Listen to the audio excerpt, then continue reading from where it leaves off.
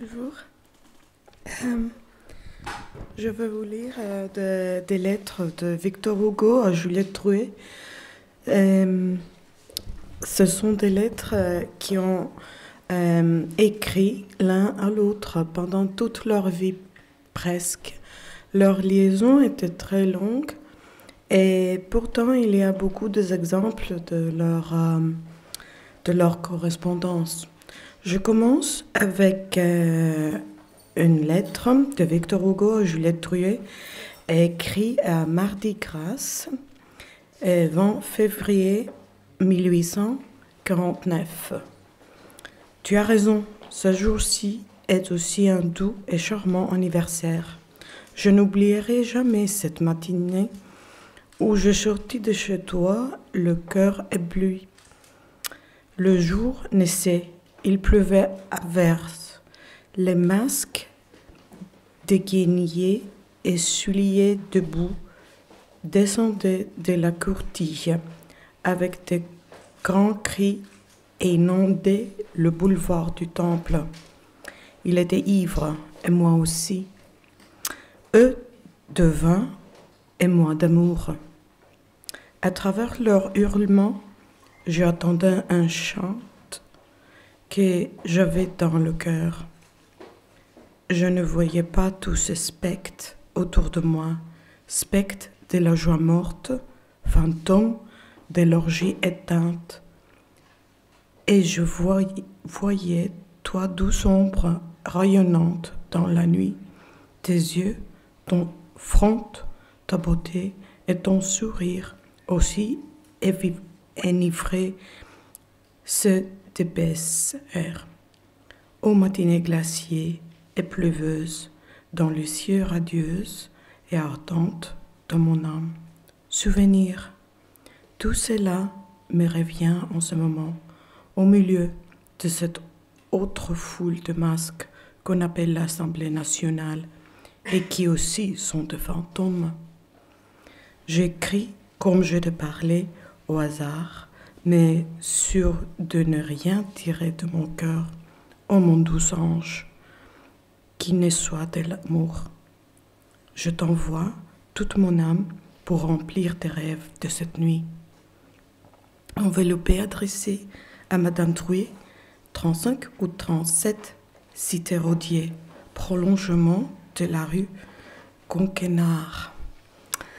Et je veux vous lire aussi que c'était que Juliet a quitté la rue Saint-Anastase pour la cité Rodier en novembre pour se rapprocher de Hugo. C'est important parce que c'est un roman entre les deux personnes qui a duré pendant toute la vie. C'est assez touchant, je crois. Et une autre réponse est que Juliette Drouet a adressée à Victor Hugo. Paris, 17 octobre 1870, lundi matin, 11 heures. C'est important quand je crois que nous, les femmes, en général, quand on est attaché à quelqu'un, on a la tendance d'être très proche pour le moment, les instants, l'heure, tout. Et je crois qu'il y a des gens qui... Moi, il m'a passé déjà ça. Et mes gribouillis, c'est suivant et c'est ressemblant. Mon cher bien-aimé, c'est là leur moindre défaut. Je le sais que je n'en continue pas moins à gribouiller imperturbablement dans me laisser intimider par les sentiments de mon ineptie.